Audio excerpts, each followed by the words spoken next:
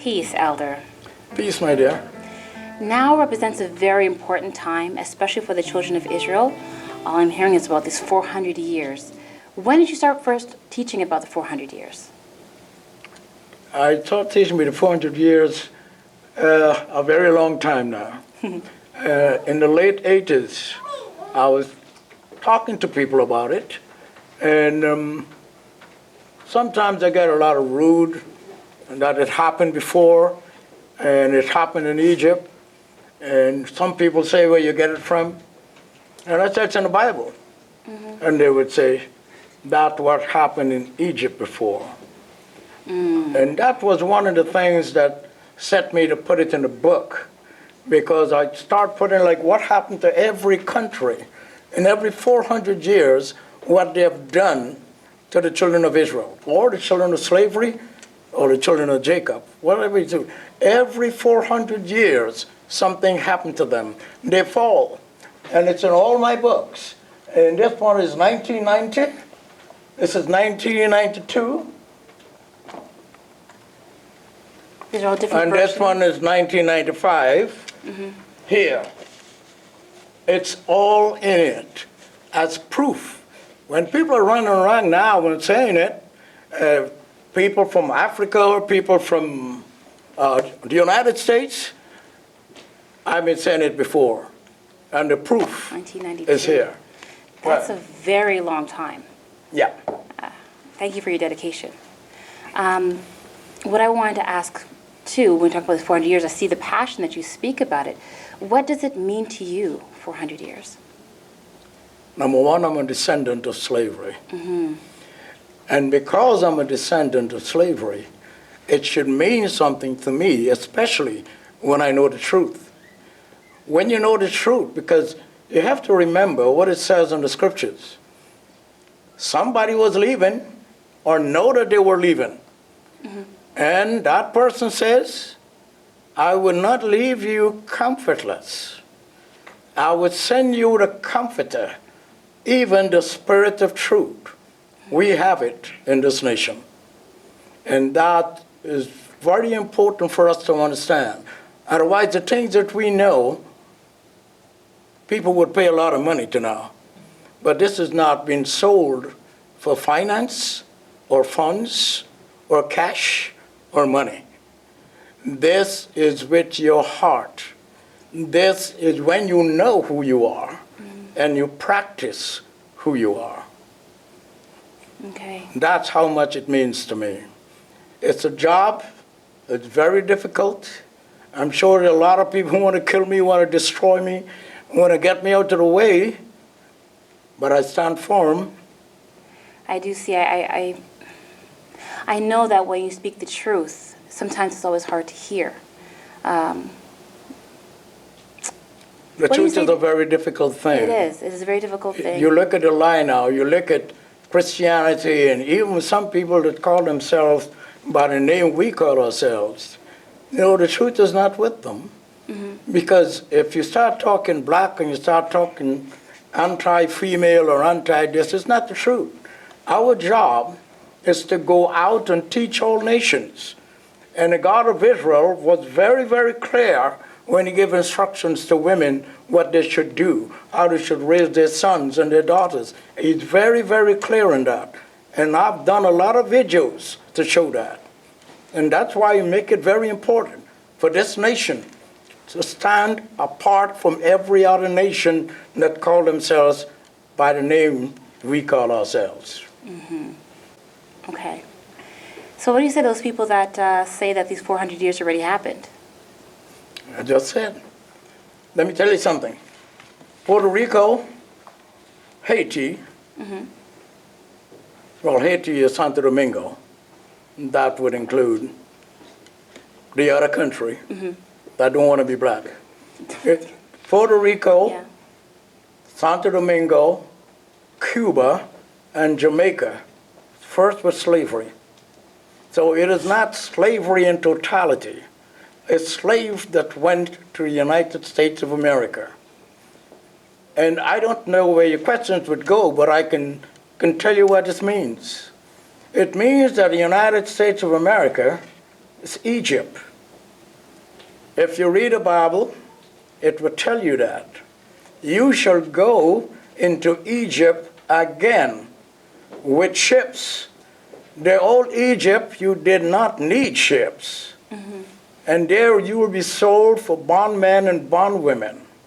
And in Genesis 15, it tells you that we would be there for 400 years. Our fathers and our mothers spent 430 years in Egypt, in the old Egypt. This is the new Egypt. Yeah, I'm thinking about that right now in terms of how they would get to how they got to the old Egypt versus the new Egypt, ships. They couldn't take ships to the old Egypt. No, the old Egypt, we didn't need ships. Yeah, they didn't need ships, so. No, you could ride on a donkey, you could go on a camel, Yes. or you could cross the Red Sea. But when we came from Africa, we came with ships, and we came to the United States of America, which, if you look carefully at the dollar of the United States, if you look carefully at the history, and you find out that the obelisk that is in Hyde Park now is come directly from Egypt. The Masonic power that they now deal with all the time is directly from Egypt. It all started from the Grand Lodge of Luxor in Egypt, because even Moses was there. So we have to understand this is a spiritual action that has been taken in order to suppress the real people and to bring them to some sort of a, if we can call it, power. But it's very important for us to understand the history of all this happened. No one would understand that America is the new Egypt. But if we read carefully and try to understand what it's saying, it is Egypt. And right now we have a very fierce Pharaoh. Continue. And we get into that. So, can you explain the difference to me? Because another thing that I've been hearing about the 400 years and the beginning of slavery is that the difference between indentured servants and slavery in the Americas. The first Africans that arrived, were they indentured servants, or can you tell me the difference between those two so we don't have that misconception out there? An indentured laborer was a person that was promised, and the promise was never fulfilled. If you're from the part of the Caribbean like Trinidad or Guyana, the Indians came as indentured laborers, promised that they'll be paid, and then they can go back to India. That never happened. So whether you talk about indentured Africans or slaves, they came as African. They got their label when they got here. Whether they indentured or not, it became the same thing because the end result, slavery. I get it. So, another 400 years, what are we looking at? The Messiah coming? What is going to happen at the end of the 400 years? Oh, we hear that all the time. All you need to go is go on YouTube. And hear the Messiah coming. But when the man Jesus was asked the question, he said he doesn't know. Only the Father in heaven knows. So some ignoramus would say that they know when things are coming, when God is coming back, when Jesus is coming. We don't know that. What we do know is that we have to be prepared as Israelites, because number one, we need to understand this is not a Christian book. So there's no way they can understand what's written there. Everything from Genesis to Revelation speaks about and for Israelites. So if the Messiah is coming, he's not coming for the world.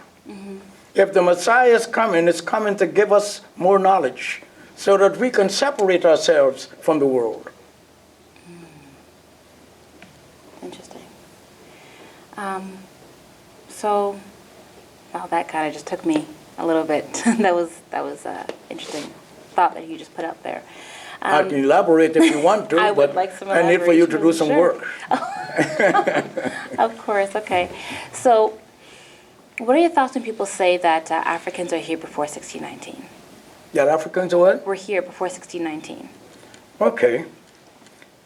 If they say the Africans were here before, or the Indians were here before, or whoever was here before, we are not interested in that. The Africans that came here were not Jacob. They were not the children of Jacob, if they were here. It so happens that people, have you ever pick up the Wikipedia and read it? Everybody can put whatever they want to put in there.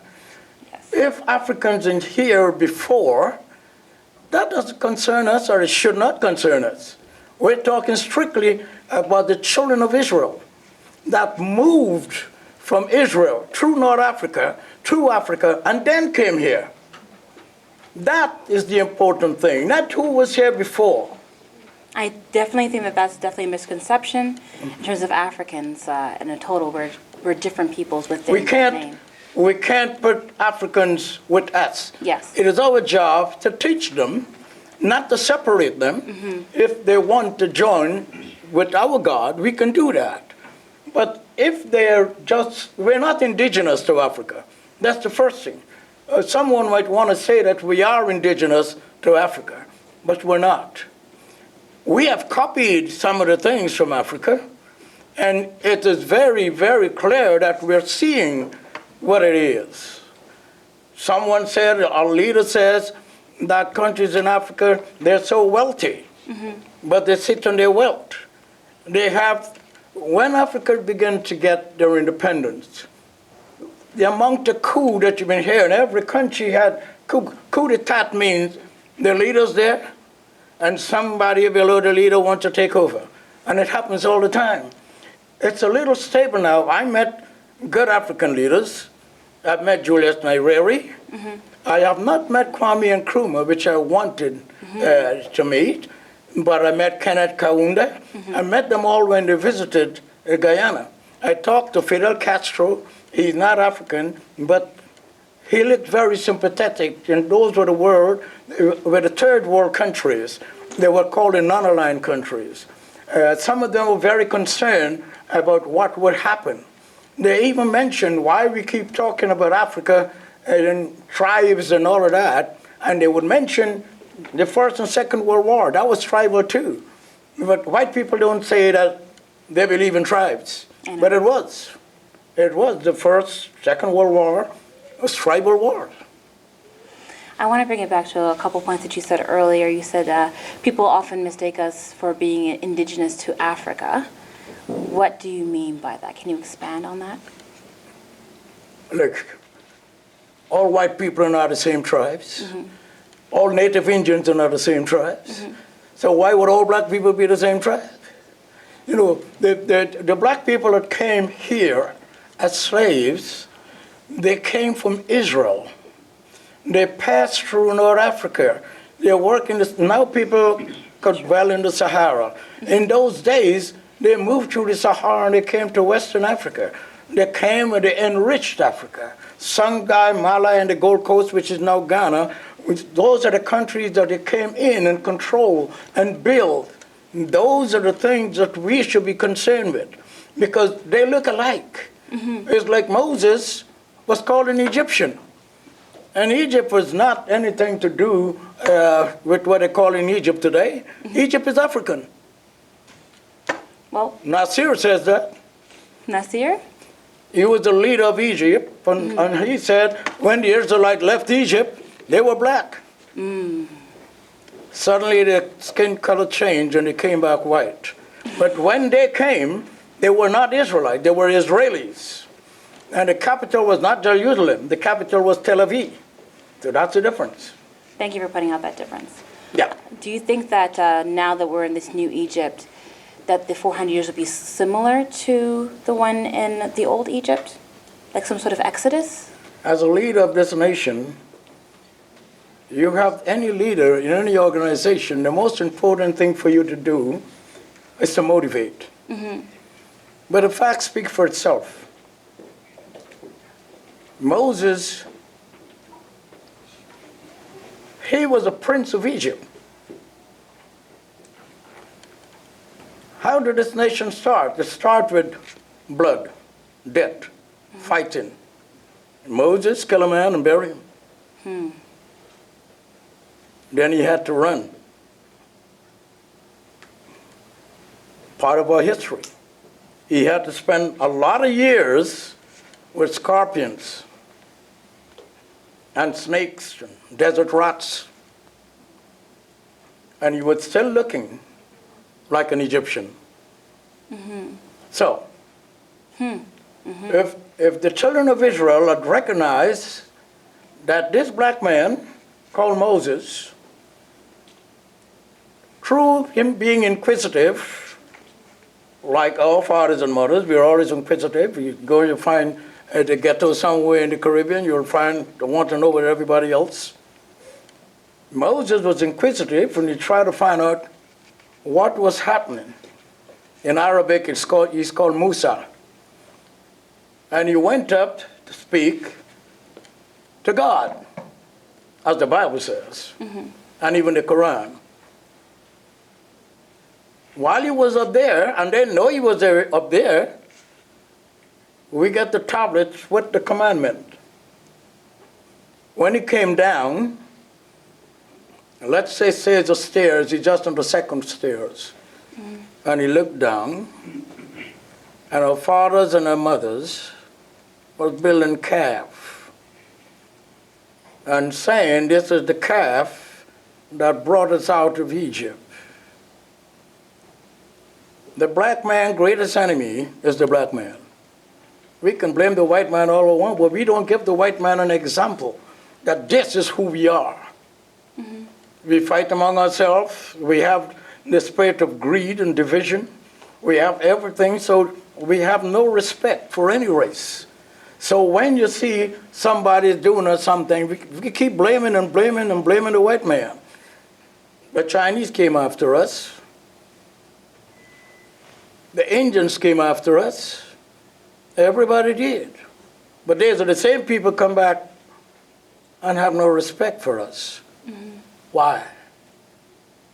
We still have to go to the Korean store, and they do whatever they do. We go to the Indian store. I went to St. Martin a long time ago, and all the diamond stores were owned by Jews. I go back 2 years after, it's all owned by East Indians. How do you think that happened? Unity? If we try to understand, if a black man is a Christian, he would have, I walked down Flatbush in Brooklyn, and you can count every storefront by a black man. Every black man is a pastor. Every black man is a reverend. Everywhere you go is a little church put up. You don't find every no other race. It's the spirit of division that has somebody that. A man can't find some job somewhere to work. What does he do? He opens a church, and all he do is collect the money. This church does not do that. No priest is allowed to collect money for themselves. So the spirit of division is always going to be there. Moses came down and he saw them. They were not thankful. They were not thankful at all. They were partying and praising. They were naked. Yeah. So you can understand. Yeah. You're a black woman, you're a black man, they're naked. They're doing what? That's how they were partying. That tells you. Now, I'm not saying that this would happen again. Yeah, absolutely. But if the Bible says the same yesterday, today, and tomorrow, they're all the same, then we have to be very conscious how we can separate ourselves because of our knowledge. We'll be able to separate ourselves from that kind of behavioral pattern so that we don't fall into it. Yes, because the spirit that leads us is stiff-necked. And that the spirit like to overthrow and betray and do whatever they could. Even Moses came down. God gave him the power. Korah says, I'm a Levite just like you. Got to be careful not to repeat that part of our history, for sure.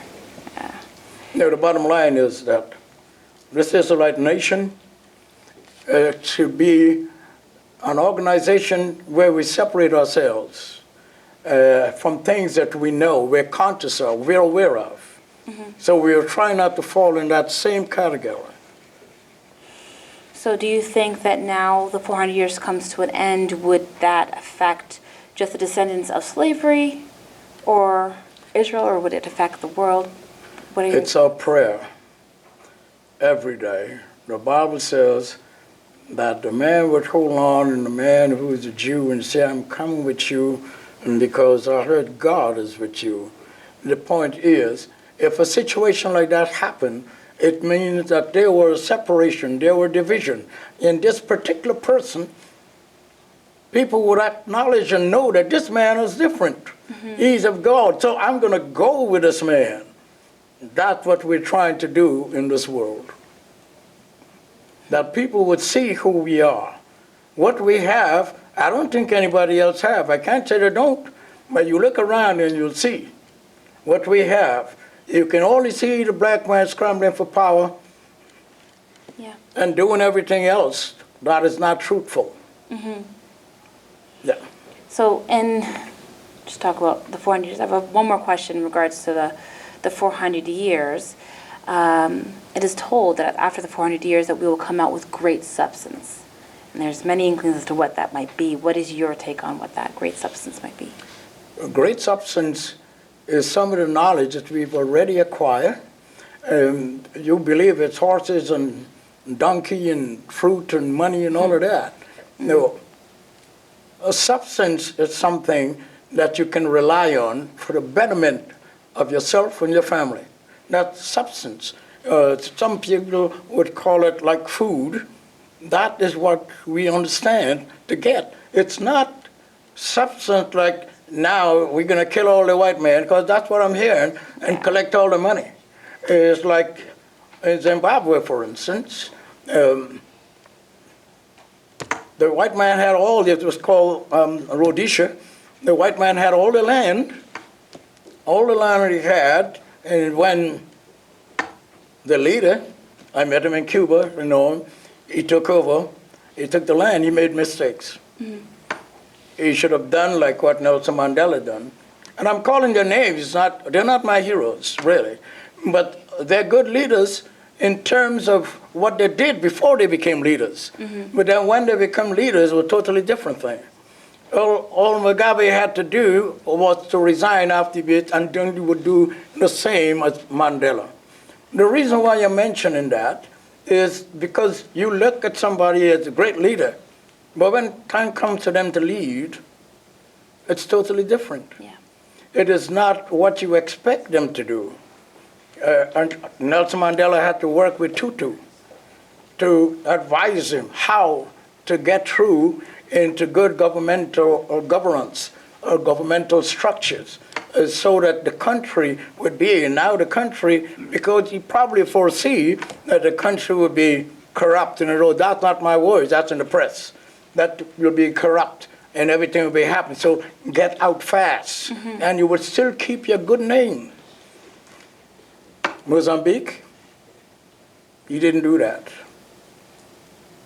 I mean, Zimbabwe, as leader, Mugabe, he didn't do that.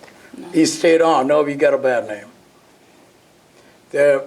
To take back the land and the people were not trained would have been a good thing to do. A good thing would have been you put one of the people to understudy what the white man was doing. Because you just give him the land like that, and he doesn't know what to do with it. Yeah. You give him the land, he would probably plant ganja. But if you put an understudy and said, this is how you do the things you're supposed to do, in 5 years, in 3 years, you can also say, he is ready. Then you can let the other man go. But if you don't do that, you take the land and give it to the black man, what do you think he's going to do with it? She's saying we would need direction if we were to obtain? I said, put it all, we have learned a lot from Africa. And that's what I'm saying. Now, we cannot blame slavery because if we keep on blazing and ruining our reputation by blaming slavery, we wouldn't have a future. because slavery has gone so long, we're supposed to have our independent mind of how we get through as individuals. We no longer are being put in some kind of a shack or cabin to breed children. We don't do that, but the habit is still there, is that we have all the children, most of them don't have fathers. I didn't have a father, and I've seen all the time where there's no fathers in the family. And we have to grow up and then do the same thing because we had no one to really teach us. So when you're talking about what would happen at that time, there was a thing I saw somewhere that the father is telling the little boy he should watch where he's going. And the little boy is telling the father, I'm walking in your footsteps. So in other words, if I'm following my father has to be going in the right direction. And that's what it means. We don't have that. We have to come to a time when we can recollect our past, but don't live on it. Our past should be a bridge that we will cross over. We can't build our houses on the bridge. We have something here that we're in a bad state. Over there is somewhere where the government or somebody is giving you assistance. So you got to move from here to there. Some people move from here on the bridge. And that's where they stay. And that's what the black man cannot depend on. Because if he does that, we would be stagnated. It means that our life would be stuck, and we stop, and we can't go nowhere. And the next baby coming from another people would still control us. We are old, but the young man or young woman still controls us. We cannot allow that to happen. It should be a new thing after this year is over.